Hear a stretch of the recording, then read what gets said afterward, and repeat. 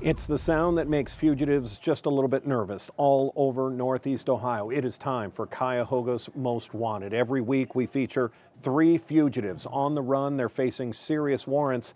They need to be in a courtroom, not on our streets. As we do every week, we're going to welcome in Detective Red Dyer from the Cuyahoga County Sheriff's Department. Detective, how are you today? Good, Dan. How about yourself? Good to have you back. Detective, another 3 fugitives, and we keep this partnership up, and we can give the people the updated number. We have about a 78% capture rate, directly or indirectly, of being featured, but 78% of the fugitives we have featured on Cuyahoga's Most Wanted in one way or another have ended up captured and in front of a court, in front of a judge. That's the ultimate goal. Why do we keep this partnership up, Detective? Well, Dan, I think those numbers speak for themselves. As we discuss every week, our numbers just keep getting better. Our community wants to be involved. This program is working. For our new viewers, it gives them a chance to clean up their neighborhoods. It gives them a chance to earn a reward while remaining completely anonymous. And I think it's important to note it also gets justice for these victims, Dan. Yeah, absolutely incredible points there, Detective. That's why we keep bringing you back every week, Red. It's a good thing. Let's get to our first case, a rather lengthy rap sheet for such a young man here, and you'll see in the picture. Let's get to the case of Nathaniel Arthur. What do we know? Well, Dan, a lot to unpack here, but I'll do the best I can. Mr. Arthur actually has 5 warrants with the Cuyahoga County Sheriff's Department, and 3 of these warrants are actually for cases involving stolen motor vehicles, one of which had actually had a broken ignition and steering column, and 2 of which he was in a vehicle that had been reported as stolen. And we take this very seriously with the stolen vehicles here in Cleveland. In his most serious case, it's alleged that he was involved in an aggravated burglary with a firearm in his possession, which is prohibited actually due to his criminal history. And court documents also indicate that he used that firearm to assault the victim in that case. We're talking about a very scary situation here. He actually failed to appear for trial in these cases, and warrants were issued for his arrest. He's 5'9" and 123 pounds, and was last known to be staying in the 4200 block of East 104th Street in the city of Cleveland. Definitely appears that Nathaniel Arthur fits into the description of the Kia Boys, the group that were running around the city of Cleveland, had watched online how to steal Kias. There he was found in 3 stolen Kias. We're going to get to our next case. Ty Nathan Diggs, what do we know?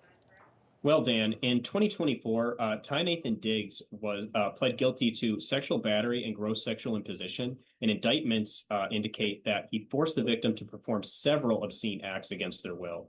As a requirement of this plea, he's required to register as a Tier 3 offender with the Sheriff's Department, and he has failed to do so, so warrants were issued for his arrest. He also has a warrant with Garfield Heights for noncompliance. He's approximately 6'1" and 155 pounds, and we do not have a last known location for him. Makes it even more imperative that we get help from the public to locate him. Yeah, sex offender registry exists for a reason, and when our offenders don't register, well, that'll get you on Cuyahoga's Most Wanted. Before we get to our third and final case, we're going to take a break, but it is a case involving an aggravated murder from 2024 in Cleveland. It's no wonder this man has been on the run. You'll see that case on the other side of the break. We'll be right back.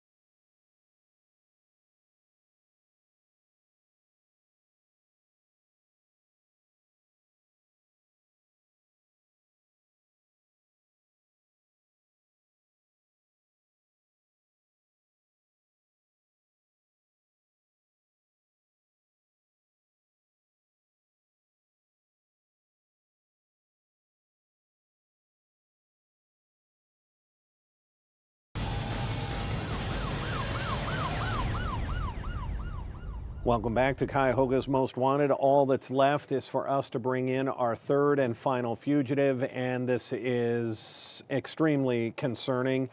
An accused aggravated murder running around on our streets. You can understand why the Cuyahoga County Sheriff's Department wants to get this man off the street. Detective, let's get to the case of Morris Williams. What do we know? And Detective, actually, I'm going to get you to start. I'm going to get you to start that over. That was a misstart on my fault, on my part. Let's get to the case of Morris Williams. What do we know? Well, Dan, what we know is that on June 18th of 2024, Mr. Williams drove to the house of an acquaintance in the 1100 block of East 83rd Street. And once in the backyard of the residence, an argument ensued between him and another guest. And unfortunately, we see this all too often, verbal altercations escalating to physical violence. Morris shot the victim in the neck and fled the scene prior to police arrival. The victim was transported to the hospital where unfortunately they succumbed to their injuries. He also has active warrants with Portage County and Trumbull County Sheriff's offices as well, and an extensive criminal history dating back to 1990. He's 5'10" and 253 pounds and was last known to be staying in the area of Garfield Heights. Yeah, you look at that criminal history dating back to 1990, now accused of one count of aggravated murder. It's probably no wonder he's been on the run since June of 2024. Detective, let's talk about why this program works. I wouldn't want Morris Williams finding out that it was me who put the call into Crime Stoppers. I'd be worried about my name being written down somewhere in some court filing. He's going to show up to court and they're going to be like, oh, it's Joe Smith that called in the tip. That's not what happens here. Walk us through what does happen when someone calls the Crime Stoppers tip line.